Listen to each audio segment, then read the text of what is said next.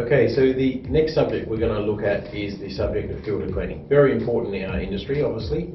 But before we have a look at how this system works, let's look at a few things that we don't do. So number one,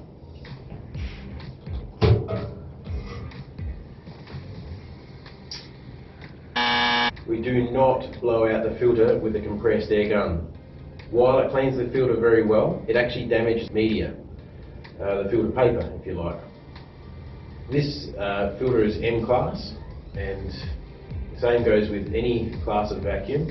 As soon as you hit it with compressed air, the quality and the efficiency of your filter is compromised immediately. So do not blow it out with compressed air. Number one. Number two, do not bash it on the ground to clean it. The reason is the end cap here is not designed to be bashed, and it will end up breaking away and damaging the media as well.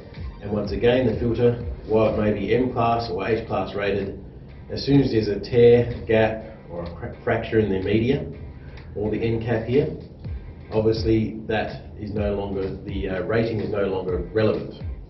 So look after your filter. So you might ask, well, how am I supposed to clean the filter then?